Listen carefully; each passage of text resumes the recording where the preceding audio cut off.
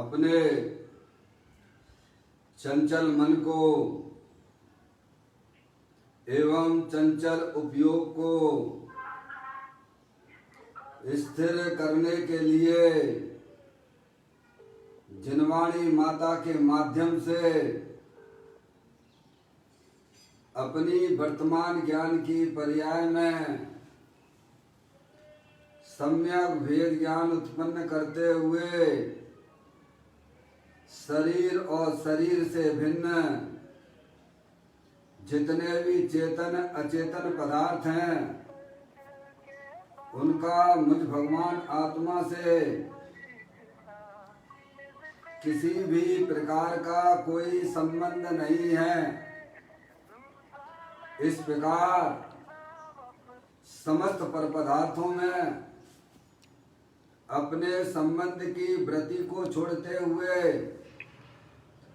अंदर में जो अखंड ज्ञान ज्योति स्वरूप भगवान आत्मा है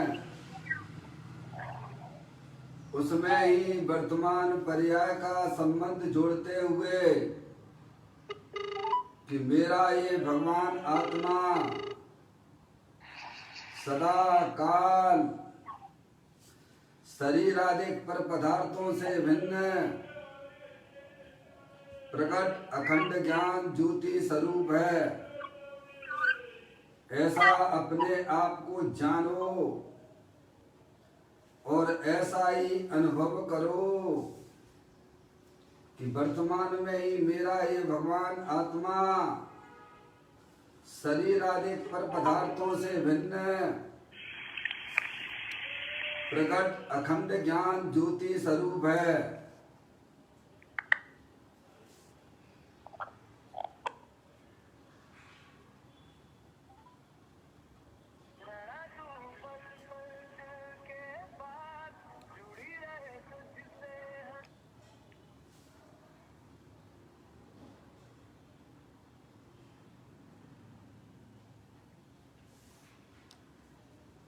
इसी प्रकार से संसार अवस्था में आत्मा की पर्याय में जो विविध प्रकार के पुण्य पाप के परिणाम होते हैं वे समस्त परिणाम पर के लक्ष्य से होने वाले भाव हैं। वे हमारे आत्मा का स्वभाव नहीं है। ऐसे समस्त रागादिक परिणामों में एकत्व बुद्धि, ममत्व बुद्धि, कर्तृत्व बुद्धि, भोक्तृत्व बुद्धि तथा उन रागादिक परिणामों की ज्ञाता बुद्धि को भी छोड़ते हुए अंदर में जो अखंड ज्ञान ज्योति स्वरूप भगवान आत्मा है जो कि तीनों काल पूर्ण ज्ञानानंद स्वरूपी है, सुख शांति का भंडार है। ऐसे ज्ञायक प्रभु परमात्मा में शरीर रागादिक का लक्ष्य छोड़ के मैं तो तीनों काल पूर्ण निराकुलता स्वरूप भगवान आत्मा हूँ। ऐसा अपने आप को जानो और ऐसा ही अनुभव करो कि मैं वर्तमान में ही शरीर रागादिक से भिन्न पूर्ण ज्ञानानंद स्वरूपी भगवान आत्मा हूँ। Your call is on wait as the person you are on another call. Please stay online or आपकी कॉल प्रतीक्षा में है क्योंकि जिनने से फोन करियो है वे व्यक्ति दूसरों कॉल पे व्यस्त है। कृपया लाइन पे रहो या फिर से कोशिश करिए। आपकी कॉल प्रतीक्षा में है। जिस व्यक्ति को आप कॉल कर रहे हैं वो किसी दूसरे नंबर से बात कर रहा है। कृपया लाइन पर रहें अथवा कुछ देर बाद कॉल करें। The number you are trying to इसी प्रकार से संसार अवस्था में आत्मा की पर्याय में जो पर के लक्ष्य से होने वाला ज्ञान है वह परलक्षी ज्ञान भी हमारे आत्मा का स्वभाव नहीं है। वह तो इंद्रिय जनित ज्ञान है। इस प्रकार शरीर रागादिक परिणतियां और परिलक्षी ज्ञान के पर्याय में भी भेद ज्ञान उत्पन्न करते हुए मेरा ये भगवान आत्मा सदाकाल शरीर रागादि परिलक्षी ज्ञान की पर्याय से भी भिन्न एकमात्र खंड ज्ञान ज्योति स्वरूप है। ऐसा अपने आप को जानो और ऐसा ही अनुभव करो कि मैं वर्तमान में ही शरीर रागादि परिलक्षी ज्ञान की पर्याय से भी भिन्न एकमात्र खंड ज्ञान ज्योति स्वरूप भगवान आत्मा हूँ।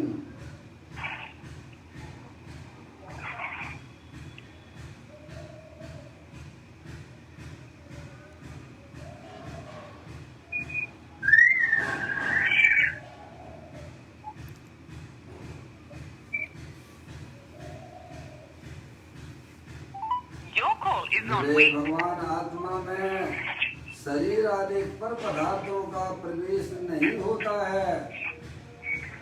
मेरे भगवान आत्मा में रागादिक परिणतियों का प्रवेश नहीं होता है। मेरे भगवान आत्मा में परिलक्षी ज्ञान की पर्याय का भी प्रवेश नहीं होता है, क्योंकि मैं तो तीनों काल शुद्ध वितराग विज्ञान घन स्वरूप भगवान आत्मा हूँ। ऐसा अपने आप को जानो और ऐसा ही अनुभव करो कि मेरे आत्म स्वरूप के अंदर जगत की कोई भी वस्तु का प्रवेश नहीं होता है। मेरे आत्म स्वरूप के अंदर रागादिक परिणतियों का भी प्रवेश नहीं होता है। मेरे आत्म स्वरूप के अंदर खंड खंड परिलक्षी ज्ञान की पर्याय का भी प्रवेश नहीं होता है, क्योंकि मैं तो तीनों काल शुद्ध वितराग विज्ञान घन स्वरूप भगवान आत्मा हूँ।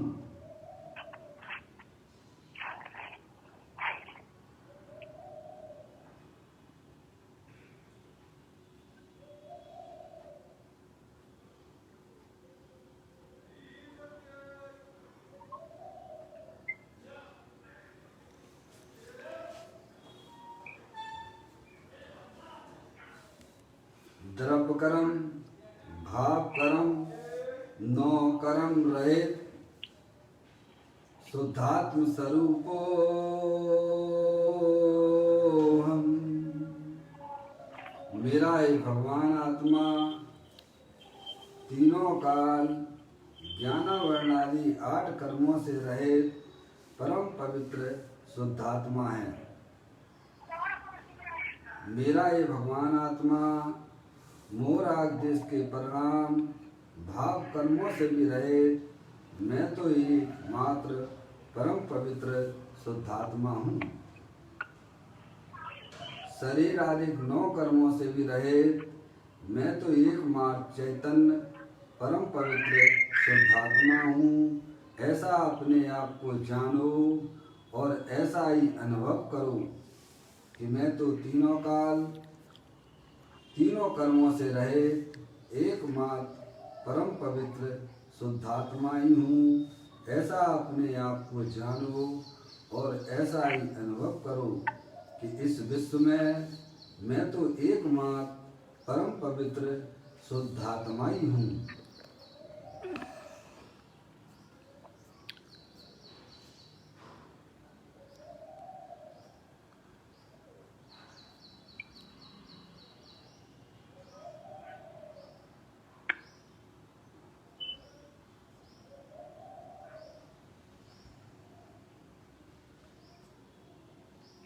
ओम नमः सिद्धेभ्यः।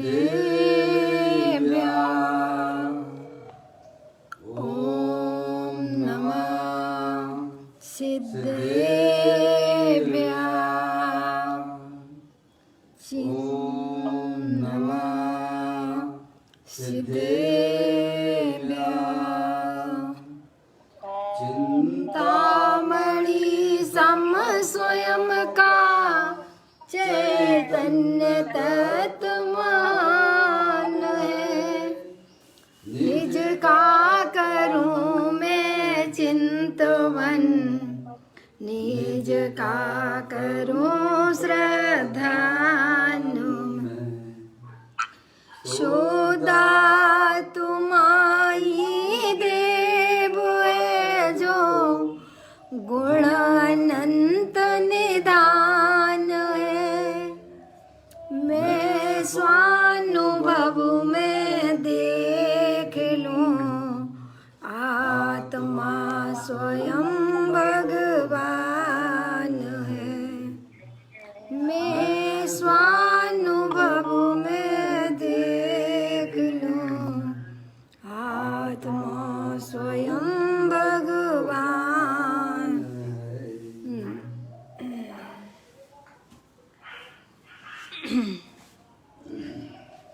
धर्म दृष्टि जनेश्वर और पर्याय दृष्टि जनेश्वर की चर्चा महान ग्रंथ के माध्यम से हम और आप यहाँ इसका स्वाध्याय कर रहे हैं। अरे माँ, यह परम आध्यात्मिक ग्रंथ है।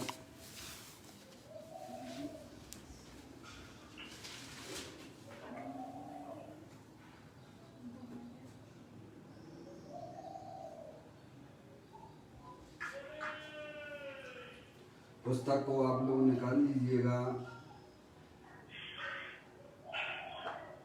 आज का बोल है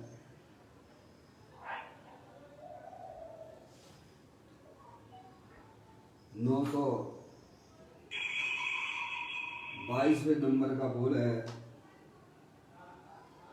पेज नंबर 209 पर यह चर्चा है। मैं यहाँ पर पढ़ना प्रारंभ करता हूँ। आप लोग भी पुस्तक को निकाल लीजिएगा।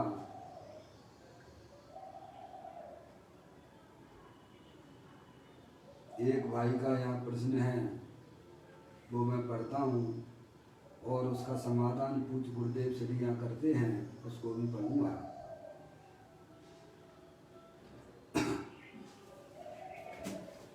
अरिहंत आदि के प्रति राग का अंश भी अनर्थ परंपरा का मूल है। यह बात जानकर आघात नहीं लगेगा। क्या भाई समझ में आई? ये बात जो है स्वाध्याय करने वाला जीव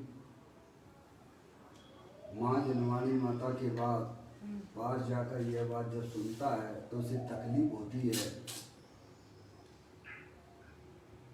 कि प्रभु आप जो कहते हो कि अरिहंत आदि पंच परमेष्टि के प्रति राग का अंश भी अनर्थ परंपरा का मूल है, यानी संसार का कारण है। समझ में आया? यह बात जानकर आघात नहीं लगेगा। यह बात सुन के लोग जो है उनको दुख नहीं होगा कि भगवान की पूजा करते हैं, भक्ति करते हैं पंच परमेष्टि की है। भाई साहब आप कह देते हो कि भाई साहब वो तो संसार का कारण है। उनकी तरफ जो हमारा लक्ष्य जाता है, जो स्वभाव होता है, जो कि आप कहते हो वो तो भाई साहब संसार का कारण है। तो ऐसा बात जो सुनकर जो भगवान की भक्ति पूजा कोई धर्म माने बैठा हुआ है, उसकी तो जमीन खिसक गई ना भैया।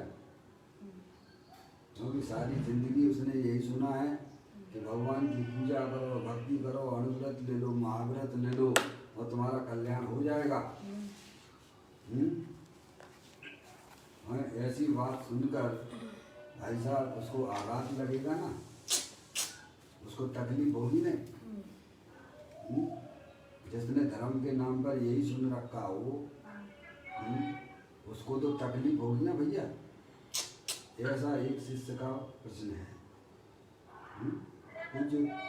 पूज्य गुरुदेव श्री यहाँ उसका समाधान करने वाले हैं। प्रश्न समझ में आना चाहिए।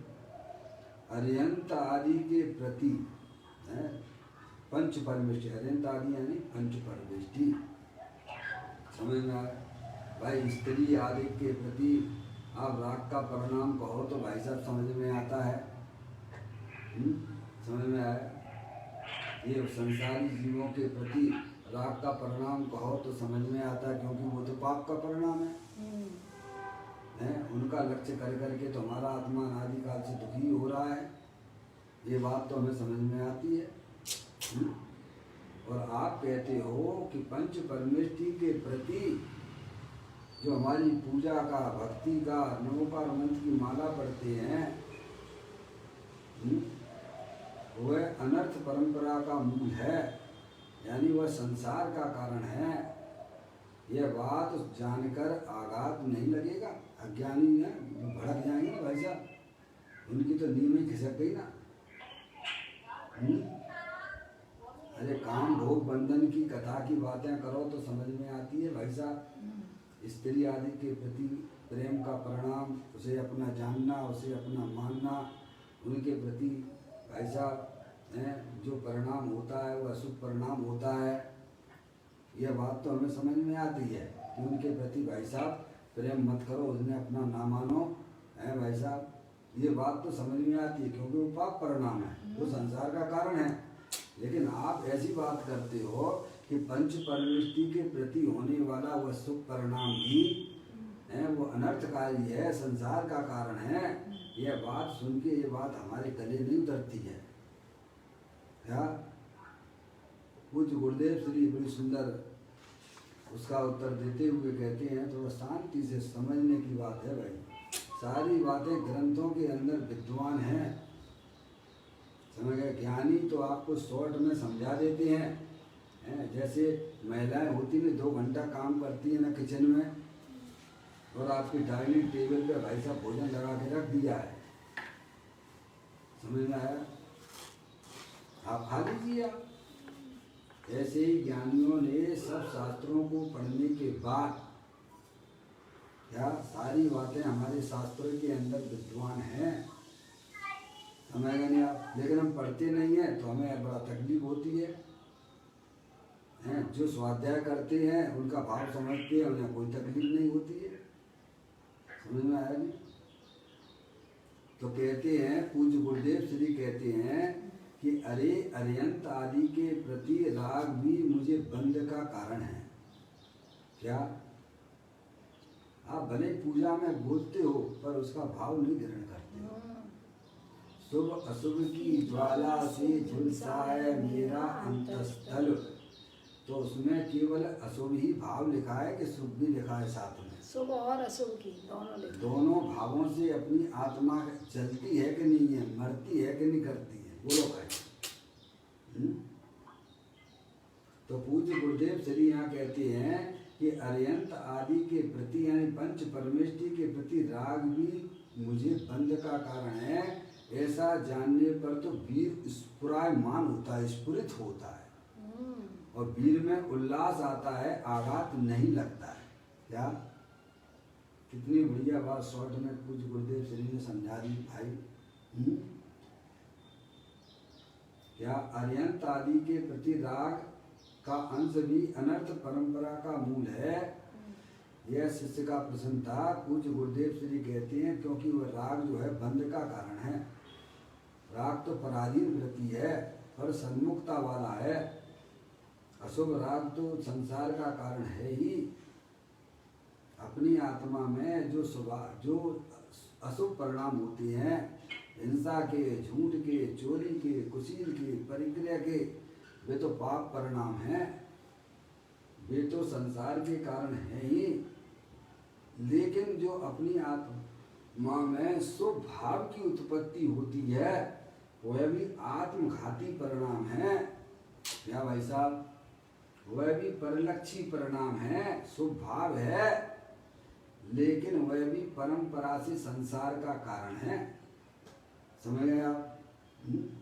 ये बात यहाँ समझा रहे हैं कि अरे अरियंत आदि के प्रति राग भी मुझे बंध का कारण है। ऐसा जानने पर तो वीर स्फुरित होता है। क्या भाई साहब, ऐसा जानकर पर्याय में वीर उछलने लगता है। समझ में आए? ये कह रहे हैं। देखो भैया, सीधी सिद्धांत वाली बात है।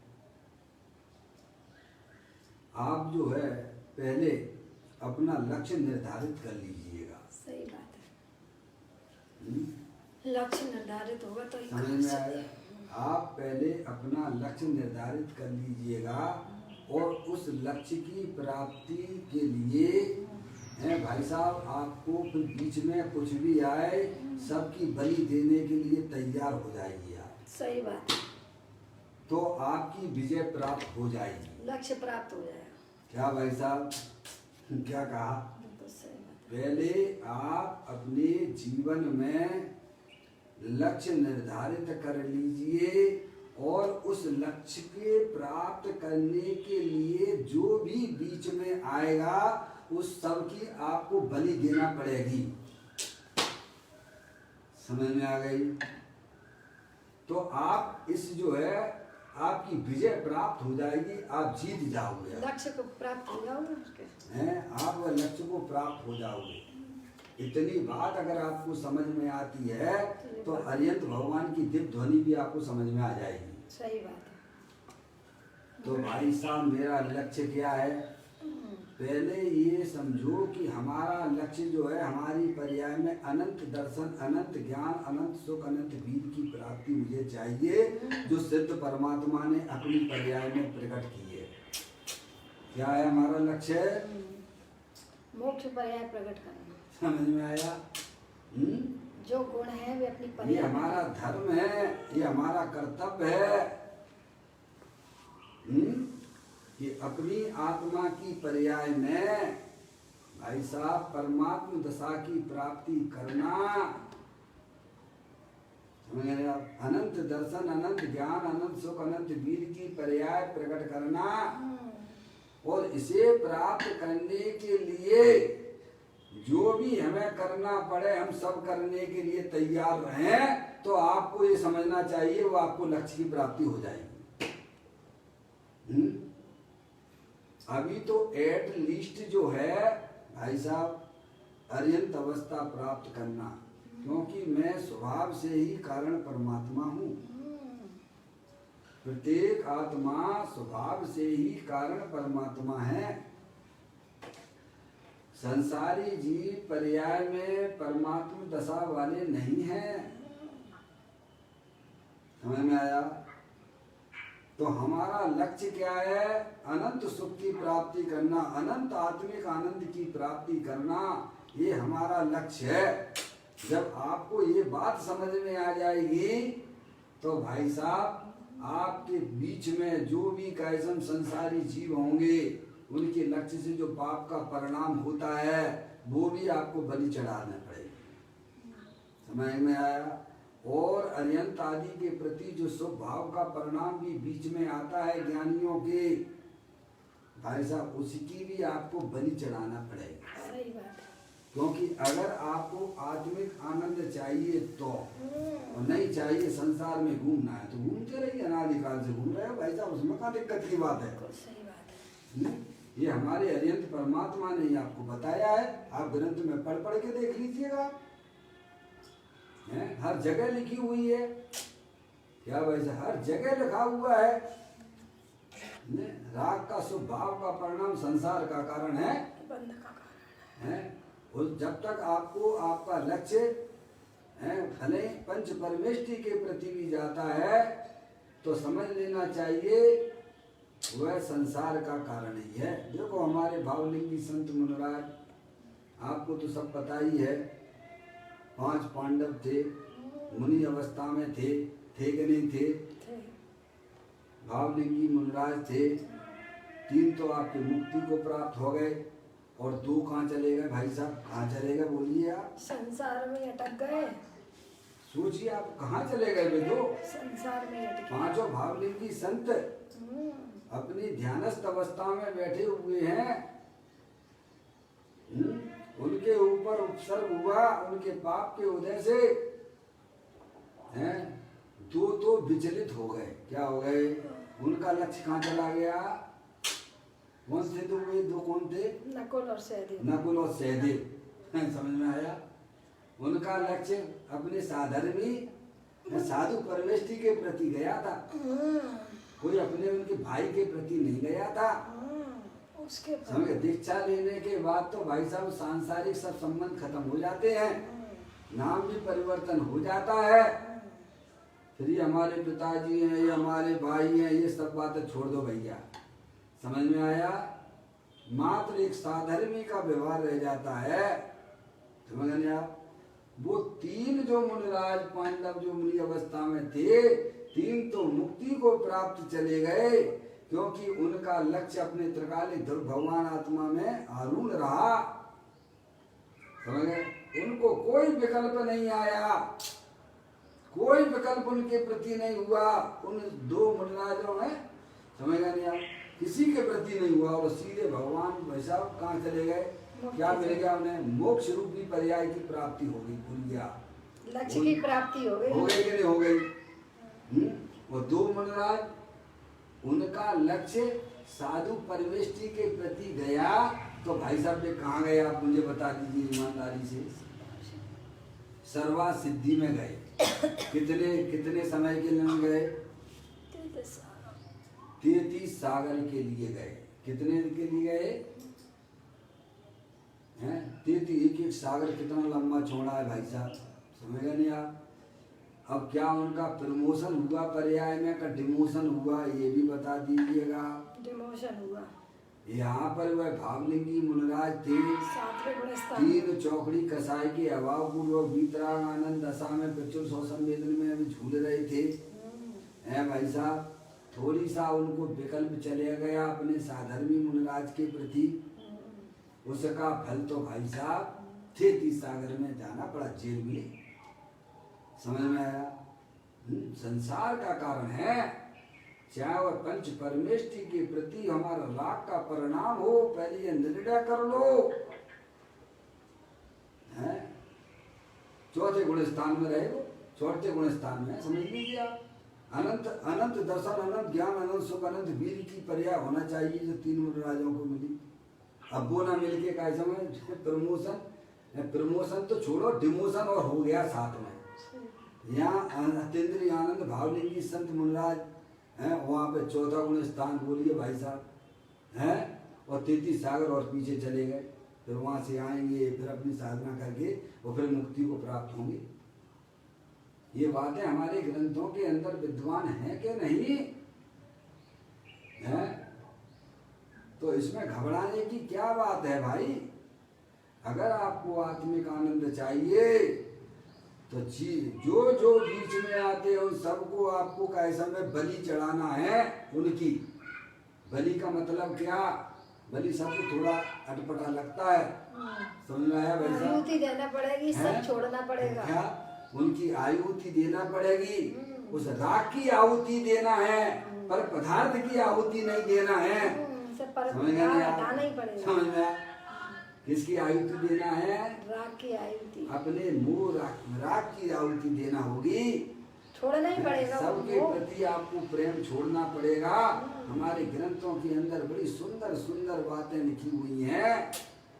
एक मयान क्या में भाई दो साहब? तलवार नीचे भाग सकता है। कहते हैं कि पंच परमेश्वर, आचार्य कुंद देव कहते हैं अष्टपावड़ जी के 16वें हैं, अष्टपावड़ के मोक्ष पावड़ की, अष्टपावड़ में मोक्ष पावड़ है ना, 16वें नंबर की गाथा में कहते हैं पर दब्बाओ दुख गई और 7 दब्बाओ सुख गई। क्या भाई साहब? सुखी होने के पर लिए द्रव्य की तरफ तेरा अगर लक्ष्य जाएगा तो नियम से तेरी दुर्गति होगी, होगी होगी। और अपनी आत्मा के तरफ तेरा लक्ष्य होगा तो तेरी सुगति होगी, पंचम गति की प्राप्ति हो जाएगी। अब ग्रंथों के अंदर विद्वान है ना ये चीजें भाई साहब, वो बातें भी तो हमें समझने की बात है ना। अब पर द्रव्य में भाई साहब स्त्री, पुत्र, दुकान, मकान, रुपया, पैसा, ये तो भाई साहब उनका लक्ष्य तो पाप बंद का कारण है।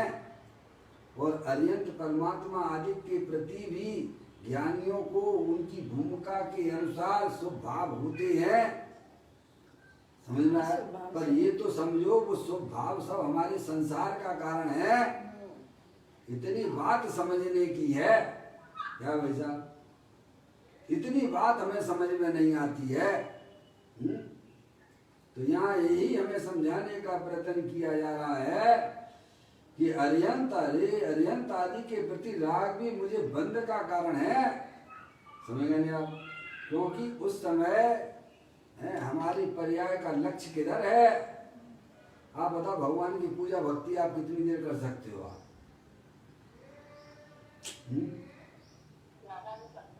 हैं बताइए आप, हैं कितने भगवान को निहारोगे? और यहाँ तुम वेद ज्ञान की ज्योति जला लो भाई साहब, रहिए अनंता अनंत का लेता तथा से परिणाम है। जहाँ में तुम्हारा क्या जा रहा है भाई साहब, बताइए आप। अगर अपने जीवन में अपनी इस पर्याय में आत्मिक आनंद चाहिए तो अपनी चैतन्य वस्तु को पहचानने की कोशिश कीजिए, हैं समझ कि ये शरीर जो है अनंत पुद्गल परमाणुओं का पिंड है और इसके अंदर जो चैतन्य वस्तु है वो ज्ञानानंद मूर्ति है, अमूर्ति है, अमूर्तिक है। क्या अमूर्तिक प्रदेशों का पुंज प्रसिद्ध ज्ञानादि गुणों का धारी अनादि निधन वस्तु है। तो शरीर और राग से भी भिन्न अखंड ज्ञान ज्योति स्वरूप है। क्या वैसा ऐसा सच्चा ज्ञान कीजिए आप। ऐसे ज्ञान करने में भाई साहब बीच में पुण्य तो इतनी बढ़िया बढ़िया आता है जितना भगवान की पूजा भक्ति करने में आपको नहीं मिलेगा। जितना आपको अपने चैतन्य स्वरूपी भगवान आत्मा की तरफ जो पर्याय ढलेगी जाएगी है भाई साहब, अभी भले ही उसका आत्मा का अनुभव नहीं हुआ है, लेकिन जो पर्याय अंतर्मुखी हो रही है उस पर्याय में भी भाई साहब पुण्य की इतने बढ़िया पुण्य बनता है। मैं आपको क्या उन शब्दों को कह नहीं सकते हैं। आत्मा तो आपको मिलेगी ही मिलेगी, गारंटी से मिलेगी। पुण्य की भी बाढ़ आएगी है और पुण्य भी तेरे पीछे पीछे भागेगा। कितनी बढ़िया बात हमारे ग्रंथों के अंदर विद्यमान है। हम एकांत वैरमुखी होकर हैं भाई साहब, ये समझ रहे कि हम बहुत बड़ा काम कर रहे हैं, बिल्कुल भी नहीं कर रहे हो। आपकी पूर्व की पर्यायों को अगर यहाँ पर दिखाया जावे तो भगवान कहते हैं कि तूने अनंत बार द्रव्यलिंगी धारण किया है। भेष क्या भाई साहब, द्रव्यलिंगी मुनि हुए हो आप लोग। मुनि वृद्धार अनंत बार ग्रह बुझायो वे निज आत्म ज्ञान बिना सुख लेस न पायो। क्या भाई साहब बताइए आप। अरे वो काम करिएगा जो तुमने कभी नहीं किया है। ये मनुष्य पर्याय में काहे के लिए आए हो? पंचेंद्रिय के विषयों में मस्त होने के लिए आए हो? चले जाना वन विभाग में जाके। वो कौन सा तुम्हारा वन विभाग है, क्या बोलते हो? हैं जू हैं, यही तो देख लो सब सामने तो त्रियंच गति की हालत हो रही है भैया। हैं क्या जीवन है ये त्रियंच गति का। अरे मनुष्य पर्याय मिली है तो सच्चा ज्ञान कीजिए, अपनी आत्मा का आनंद लेने के लिए तैयार हो जाइए। प्रभु मुझे तो वही आनंद चाहिए जो प्रभु आपने अपनी पर्याय में प्रकट किया है। और इसके बीच में जो चीजें आएंगी उन सबकी का ऐसा मैं जो है भाई साहब बलि देने के लिए तैयार हूँ। समझ, तभी वह चीज आपको मिलेगी। धर्म न जानत बखानत भरम रूप ठोर ठोर ठानत लड़ाई पक्षपात की। भूलो अभिमान में न पाँव धरे धरनी में हृदय में करनी विचारे उत्पात की। फिर डमाडोल सौ कर्मन की कल्लोलन में बह रही अवस्था जैसे बगले जैसे पात की। जाकी छाती ताती कारी कुटीले को बाती भारी ऐसो ब्रह्म घाती मिथ्यात्मा पाप की। क्या समझ में आया भाई साहब? भगवान कहते हैं धर्म तो उसे कहते हैं जब यह पर्याय अपने त्रिकालिक भगवान आत्मा का आश्रय लेती है तब उस पर्याय में आत्मिक आनंद निराकुलता की उत्पत्ति होती है। उसे भगवान ने धर्म कहा है?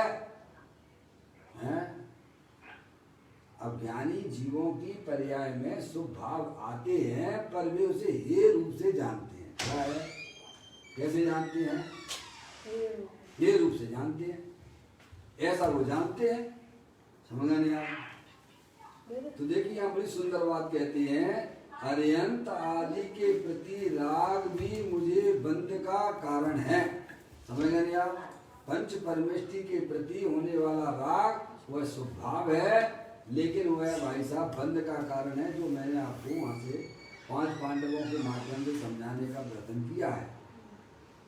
ऐसा जानने पर तो वीर स्फुरित होता है। क्या होता है भाई साहब? वीर उछलता है, अंदर में वीर उसका स्फुरायमान होता है। पाए के लिए, अपने स्वरूप की के लिए।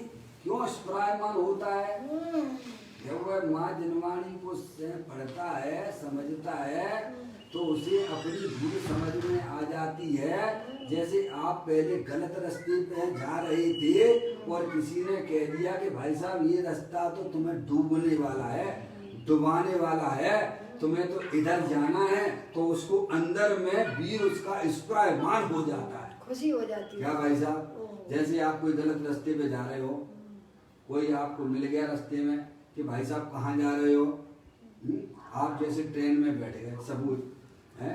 कभी कभी ऐसा होता है कि अपनी ट्रेन का टाइम जो है 4 बजे का है और आप यहाँ से 3:30 बजे, मान लो घर आधा घंटे का रास्ता है आपके वहाँ पहुँचने का है।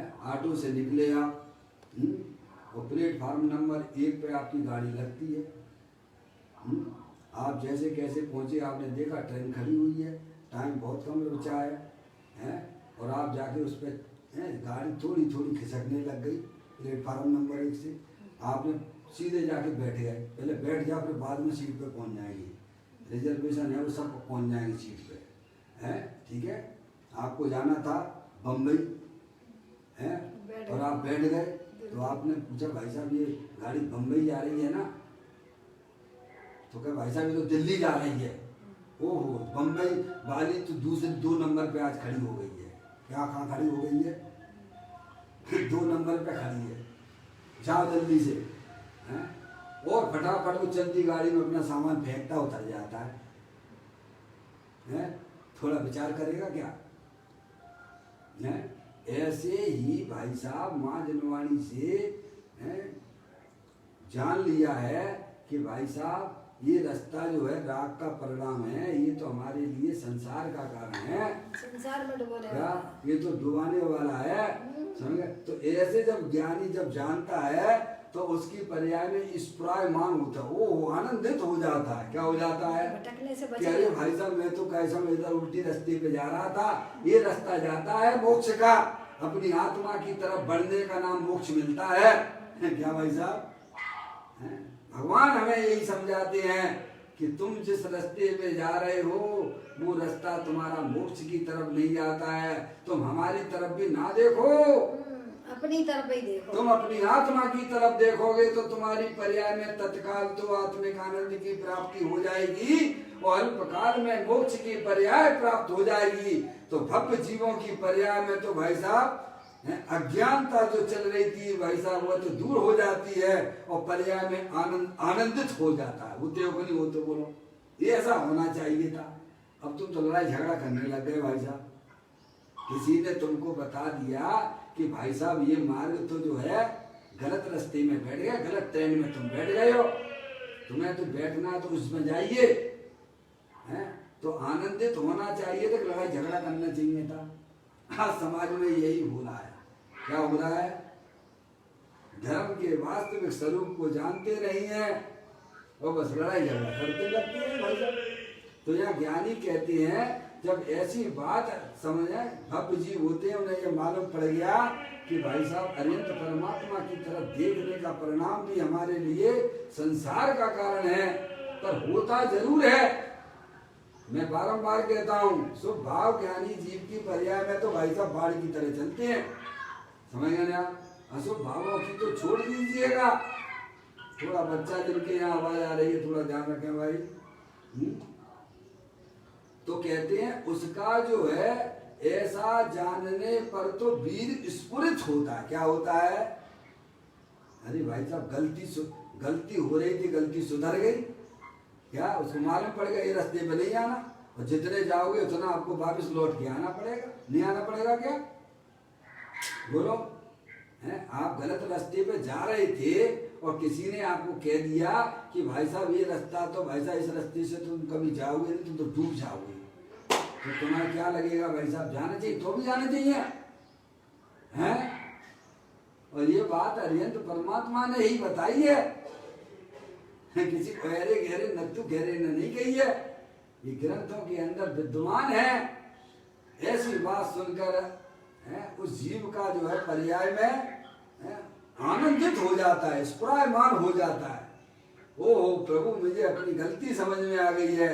स्त्री आदि पर पदार्थों के प्रति जो पाप का परिणाम है वो तो संसार का कारण है ही, पंच परमेष्टि के प्रति भी जो हमारा राग जो परिणाम जाता है वो शुभ भाव है, लेकिन वो भी संसार का कारण है। भगवान कहते हैं तुम अपनी आत्मा को पहचानो, अपनी आत्मा का लक्ष्य करो, तो अवश्य तुम्हारी पर्याय में तत्काल आत्मिक आनंद की प्राप्ति होगी। और अल्प काल में जो तुमने पर्याय में लक्ष्य बना रखा था कि अनंत दर्शन, अनंत ज्ञान, अनंत सुख की प्राप्ति हो, परमात्मा दशा प्रकट हो, तो हो जाएगी। ये है, समझ गए आप? पहले हम लक्ष्य को निर्धारित करें, पहले ये निर्धारित करो कि भाई साहब मुझे इस मनुष्य पर्याय में मुझे अपनी आत्मा का आनंद लेना है। क्या लेना है? आत्मिक आनंद लेना है। अब वह सुख सदा ही त्याज पश्चात जिसके दुख भरा है। क्या भाई साहब, मुझे ऐसा सुख नहीं चाहिए प्रभु जिसके बाद मुझे दुखी होना पड़े। मुझे तो वो सुख चाहिए, अविनाशी सुख चाहिए, जो ना कभी कभी क्षय को प्राप्त हो, जिसका कभी अभाव ना हो। वो तो एक आत्मिक सुख है। समझ गए आप? ऐसा पहले अंदर में पर्याय में निर्णय तो करो भाई साहब। हम बिना ही निर्णय कि हमारी गाड़ी चली जा रही है, चली जा रही, चली जा रही, चली जा रही है, हैं?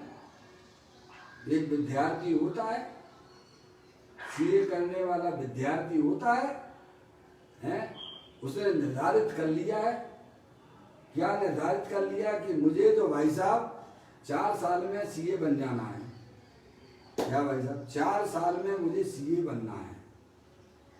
समझ में आया? तो अपनी पढ़ाई कैसे करेगा? बोलो आप बताओ कैसे करेगा? मोबाइल पे चलाता रहेगा, गेम चलाता रहेगा, गंदे गंदे चित्रों को देखेगा, टीवी पे कैसा में जो अपना समय बर्बाद करेगा। सोचिएगा आप, अरे चाहे कितनी भी बाधाएं आती हों, हो रही होगी शादी, संबंध होते होंगे, हमारे मामा की शादी, हमारे उनकी शादी है, होते होंगे।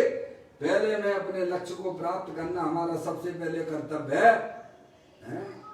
तब वह भाई साहब पर्याय में अपना सीए बन पाता है। वो हम बिना ही निर्णय के चले जा रहे हैं भाई साहब। अरे ये निर्णय तो करो, मुझे तो इस पर्याय में अपना आत्मिक आनंद चाहिए जो पंच परमेष्टि ने अपनी पर्याय में प्रकट किया है। मैं उसका ग्राहक हूँ। किसका ग्राहक हूँ? चैतन्य का ग्राहक। चीजें आती है वे सब इग्नोर होती चली जाती है। एक बार पर्याय में ऐसा लक्ष्य तो तैयार, वीर उर्षित हो, अपना लक्ष्य निर्धारित करो, तो जो भी शुभाशुभ पर्याय आएंगी, आती हैं, भूमिका अनुसार होती हैं, पर ज्ञानियों का भाई साहब उस पर उनका लक्ष्य नहीं जाता है। वे सबको इग्नोर करते हुए अपने आत्मिक आनंद की तरफ बढ़ते रहते हैं। समझ में आओ? हमारी गाड़ी आज तक धर्म के नाम पर बिना निर्णय के ही चल रही है, देखा देखी चल रही है। वह तो सब संसार का कारण है भैया। यहाँ कहते हैं अरे अरिहंत आदि के प्रति राग भी मुझे बंध का कारण है। ऐसा जानने पर तो वीर स्फुरित होता है। क्या होता है? जिसने ये बात सुनी है उसे ये समझ में आ गया है कि भाई साहब ये तो बंध का कारण है, पर का लक्ष्य, अरे स्त्री पुत्र भोग आदि का लक्ष्य तो पाप बंध का कारण है ही। अरे यहाँ पंच परमेष्टि के प्रति भी हमारा अगर राग जाता है तो भाई साहब हमको संसार में रखड़पट्टी करना पड़ेगी। जिस प्रकार से हमारे 2 पांडव भावलिंगी संत हैं भाई साहब, एक बार लक्ष्य निर्धारित करो, फिर बीच में आते हैं राग, पाप के परिणाम भी उनकी भूमिका के अनुसार आते हैं भैया, पुण्य के परिणाम भी आते हैं, उनका कहीं निषेध नहीं है। लेकिन पहले निर्णय करो कि भाई साहब मुझे तो इस पर्याय में अपना आत्मिक आनंद चाहिए, मुझे परमानेंट सुख चाहिए, वह मेरे भगवान आत्मा के पास जाकर ही मिलेगा। कहाँ मिलेगा? सिद्ध परमात्मा भी हैं, उन्होंने अपनी पर्याय में भाई साहब मोक्ष मोक्ष रूपी पर्याय प्रकट कर लिए, अनंत सुख प्रकट कर लिया है, तो भी आपको कितनी दे देंगे? आपको कितना दे देंगे आपको सुख, ये बता दीजिए आप मुझे। यहाँ तो एक द्रव दूसरे द्रव के बीच में एक वज्र की दीवार बनी हुई है। कौन सी? क्या? यहाँ कोई लेने और देने की कोई व्यवस्था नहीं है। भगवान तो यही हमें ज्ञान कराते हैं कि भाई साहब अंदर में अपना भगवान आत्मा अनंत शक्तियों के भंडार वाला है, सुख शांति का भंडार वाला है। जो मैंने जिस प्रकार से प्राप्त किया है, तुम भी अगर वही विधि अपने जीवन में अपनाओगे तो तुम्हें भी मिल जाएगा। भगवान कुछ देते लेते नहीं है, पर भव्य जीव है, समझ जाते भगवान का इशारा और वे अपनी आत्मा का कई समय आत्मिक आनंद लेते हुए मोक्ष मार्ग में बढ़ते हैं। भाई साहब अब इतनी बात तुम समझ नहीं पाते हो। वे समझ गए कौन? घृत मिथ्या दृष्टि जी हैं, गणधर हैं। कौन? गौतम। बाद में गणधर हुए हैं। 500 शिष्यों के कई समय 500 शिष्यों के गुरु बने बैठे थे। समझ में आए? भगवान के समूह शरण में आए और वे समझ गए सारा, भगवान का सारा समझ गए। हम नहीं समझ पा रहे हैं। बोलो बताइए, उन्हें कौन से क्षेत्र आते थे, 7 तत्व के नाम आते थे भैया? हैं? प्रभु का इशारा समझ गए। हम रोज मंदिर जाते हैं, शास्त्र पढ़ते हैं, पर शास्त्र का इशारा नहीं समझते हैं। लड़ाई झगड़ा करने लग जाते हैं। भाई साहब काहे का लड़ाई झगड़ा करते हो तुम? हैं? इसीलिए कहते, इसलिए पंडित बनारसी दास जी ने संत को लिखने की जरूरत पड़ी उन्हें। धर्म न जानत बखानत भैरव रूप, ढोर ढोर ठानत लड़ाई पक्षपात की। भूलो अभिमान में न पाओ धर धरनी में, हृदय में करनी विचारे उत्पाद की। फिर डमाडोल सो कर्मन की कल्लोल में, वह रही अवस्था जैसे बंगले के सिरपात की। जाकी छाती ताती कारी कुटील कुर्बाती भारी, ऐसो ब्रह्म घाती मिथ्यात्म महापात की। अंदर में परिणामों में क्रोध मान माया लोभ से ऐसा आकुलित हो रहा, दुखी हो रहा है। समझ में आया? धर्म क्या चीज है? भगवान कहते हैं कि अपने चैतन्य स्वरूपी भगवान आत्मा देह देवल में विराजमान है, ज्ञानानंद मूर्ति है, सुख शांति का भंडार है, जो कभी भी शरीर रूप पड़मन नहीं करती है। रागादिक परिणतियां संसार अवस्था में देखी जरूर जाती हैं, पर उन रूप भी पड़मन नहीं करती है। ऐसे चैतन्य स्वरूपी भगवान आत्मा की दृष्टि करने पर आत्मिक आनंद की तत्काल प्राप्ति हो जाती है और वह जीव अल्प काल में अपनी पर्याय में परमात्म दशा प्रकट कर लेता है। इसमें कोई आघात वाली कोई बात आती नहीं है। समझ गए नहीं आप? ये तो भाई साहब प्रसन्नता की बात है। भव्य जीवों को अंदर में प्रसन्नता होती है बात सुन के कि भगवान कहते हैं तुम मेरी तरफ ना देखो, तुम तो अपनी आत्मा की तरफ देखो।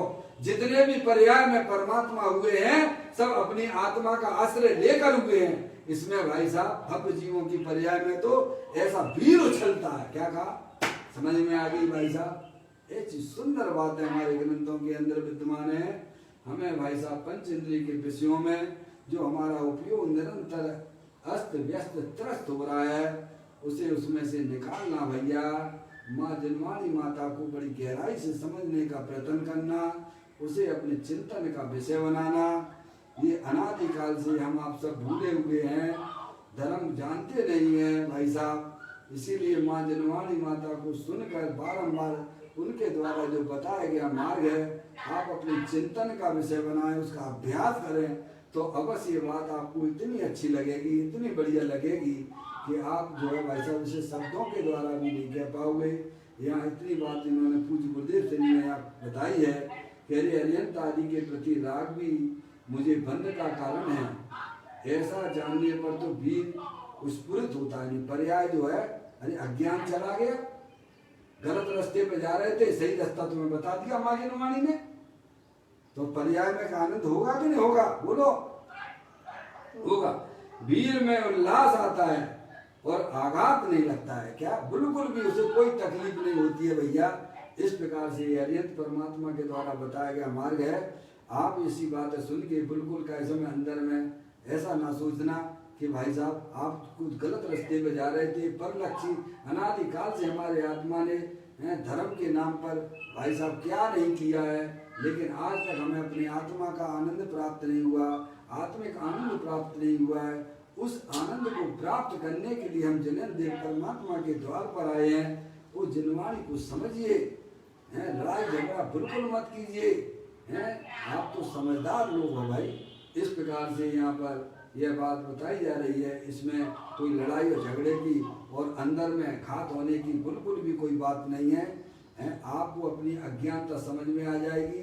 जब आप माँ जिनवाणी माता को समझेंगे तो अवश्य आपको सच्चा मार्ग मिलेगा। इस प्रकार से यह बोल हम बंद पूरा करते हैं।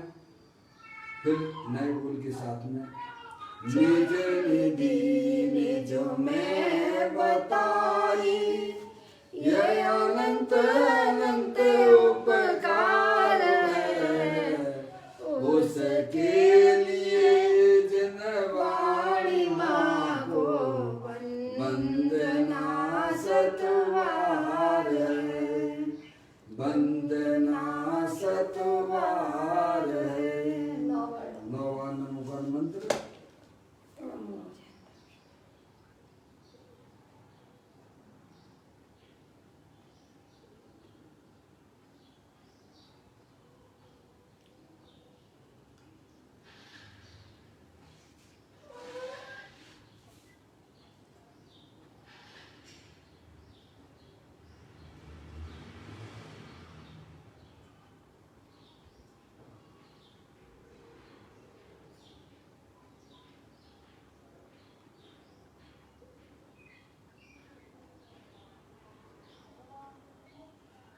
बोलो द्वादशांग जिनवाणी माता की जय। महान जैन धर्म की